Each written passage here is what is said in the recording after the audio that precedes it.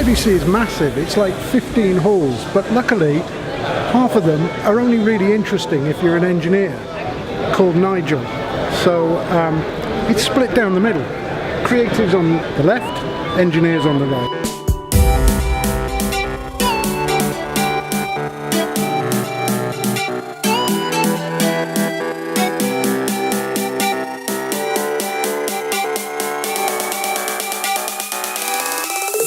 Yeah, so this is the new Flowtech from Sackler.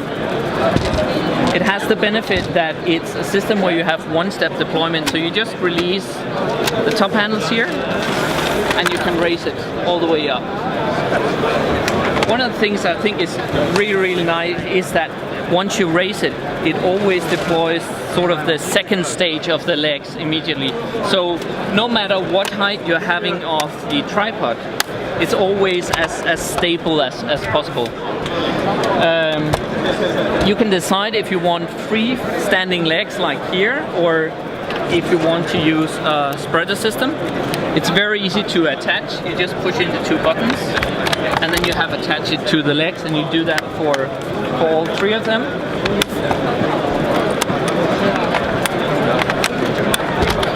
And then you have a system with mid-level spreader. There is also a new design of the feet, so now we have a very easy system where you don't get your fingers caught in the middle of the process. As I said, we have the spreader. You can use it both with and without the spreader. If we take away the spreader, you will see that you now have sort of a free-floating leg, a little bit like we know from a photo tripod. So that means that with that in system, we can go as low as 26 centimeters on the tripod. If I just lower it here,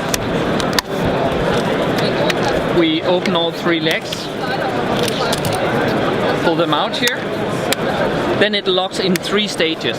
Of course, here we want to have the most open setup.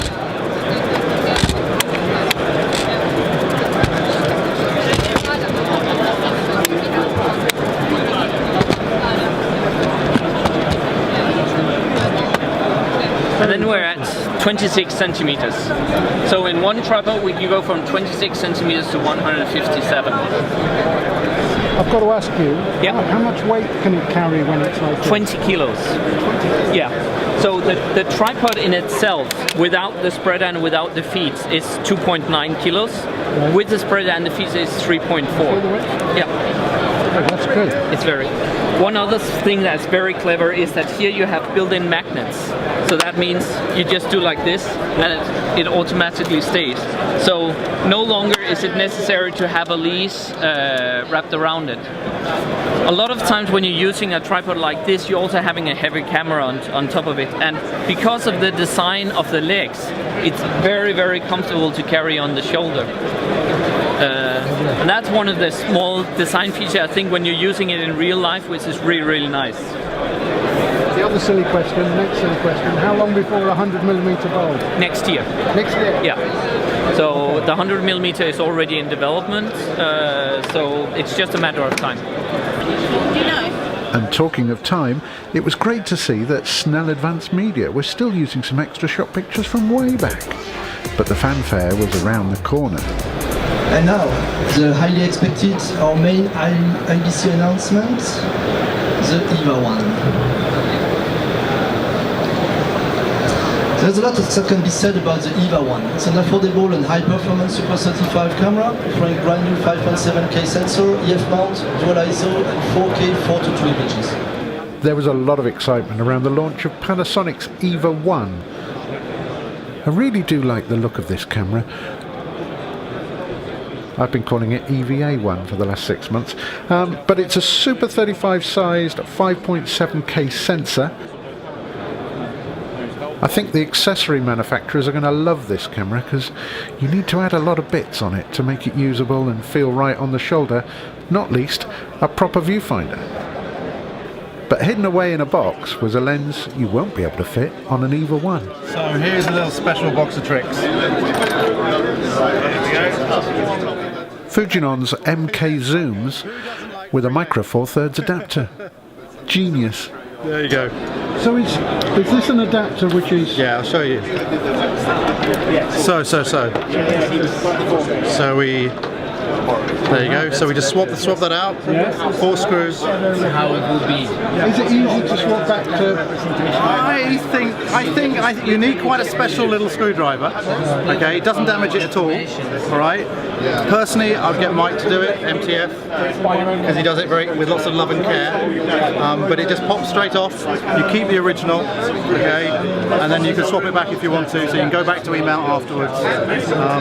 But it really gives this little powerhouse. It gives it a kind of cinema lens, which is great. It's very, very light. It's not on the camera. What are you losing off the wide end? You do. It's not an 18. Okay. Normally you'd say double. Do you know what I mean? But I'd say call it 30ish. Do you know what I mean? 30, around there. Okay. But that's still a very usable range from 30 to sort of 110. Do you know what I mean? And you've got digital punch in on this camera as well. Remember, so you can punch in losslessly. That is really good. And you've done the other one as well. Done the other one. We did a 50 to 135, and I did the Bournemouth Air Show with it. Okay, and I was doing 6K photo grabbing of the red arrows in a package this big. All right, and I will share those with you because they're great. The red arrows going straight past. That was brilliant. Yeah. Fantastic. Thank you. That's all right. It's a pleasure. I think it really does open up some quite interesting things. One of the great things, you see that you can set your focus, back focus. So what you do is when you have it set and you've got that, you can do your back focus and get your parfocal all the way through. So you can set it, which I think is brilliant. And you've got your macro as well. Yeah. The 19-inch Sumo monitor recorders from Atomos are really impressive. But the big news is, all of Atomos 4K recorders are going to get a free firmware upgrade, and this will give you the right metadata to upload HDR footage to YouTube. Best looking gadget has got to be the Jaunt, a 360 VR type camera, but if you're going to mount it on tracks, how do you keep the tracks out of shot? And here it is, the full frame cinema camera I couldn't wait to see. Yes. How long have you been working on it? A long time, couple of years, of course. So yes, but it's I don't know when exactly we started the development, but of course, since the introduction of F65 or 55, we got already a lot of feedback, which also went into this. But the real kick-off for Venice, I don't know. So, but it was a long time. I love the look of it. It's very high end. Yes, that was the goal. Yeah, and there's a lot. I can see there's a lot of feedback gone into it. It's really good. Yeah. What's the thinking behind 6K?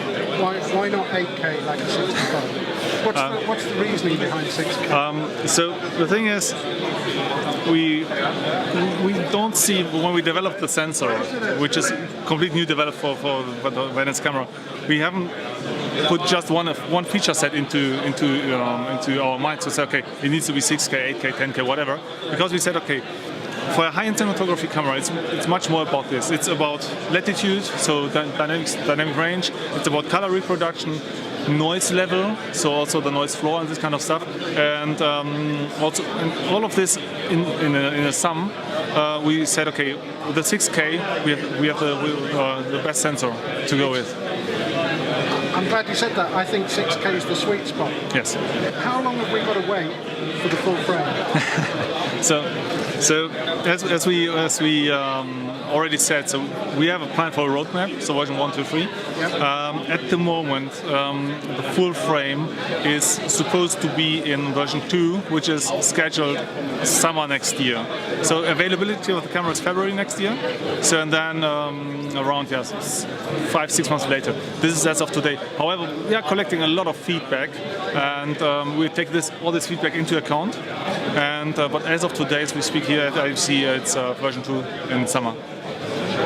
Do you wish you could launch it with the full frame and the 6K bright stuff, with everything available.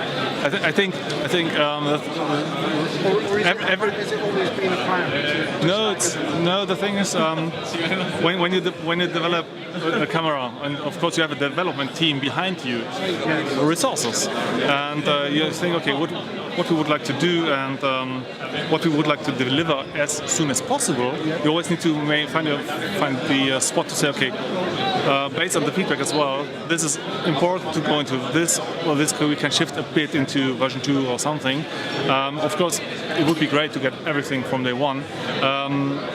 It's not always possible, developing time and so on, but it's, I think, similar to other brands. Is this a camera solely for the film industry, or do you see it coming into broadcast television or own operators, or is it aimed just at the movie industry? So the main target for Venice is high-end cinematography, so means movie, but also TV drama, high-end commercials, and this is also the thing when it comes to the later firmware, so the later roadmap. We are opening it up a bit to for the remote protocol and so on, so which goes a bit more into broadcast. However, the 55, for example, is a camera which is the most flexible system at the moment in the market. To see, okay, we have a shoulder adapter to have an ENG style. We have a camera adapter to put it in the studio camera. And for Venice, we said no. It's really focused on high-end cinematography market. This is also what you can see, what the operability, the language we are using in the menu and so on, terminology. So yeah. So the 5 and the 55 now are the last remaining cameras with FZ mount. Yeah. Is that the end of FZ mount? I cannot tell you. So I mean, the E-mount, this is very clever. Yeah, thank you. Yeah. And it gives you lots and lots of options. Yes. And it broadens the market a lot. Yeah. So this was the intention behind, to say, okay, we know, so PI mount is the standard, and this is the reason why PI mount is really fixed on the camera body. However, we know that sometimes the PL lens we would like to use is not developed yet, so you need a special lens. And we just see also from the market that the E-mount is the most flexible system to go to any other lens. So this is the reason for this camera to go to E-mount behind. Very clever the way that. Thank you. Yeah, thank you. I keep hearing rumours that Canon might do a full-frame 6K sensor for their C700. Not here yet though. I normally get excited by the Future Zone, but it seemed a bit light this year. Lots of the usual VR, but I'm not sure what that has to do with broadcast.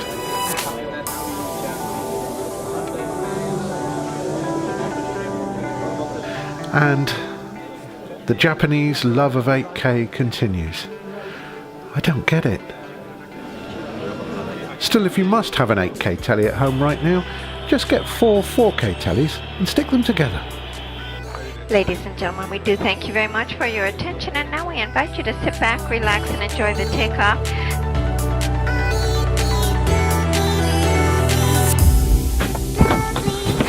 Well, that's been a really long day, but I think it was worth going. The show for me was definitely about the Venice, but generally there's a lot of high-end stuff. Nobody's making a bad camera. They're all good, and the differences between them are really small. Whilst looking at all this kit is great fun and it's very nerdy, it doesn't really matter what camera you've got. It's all about the content.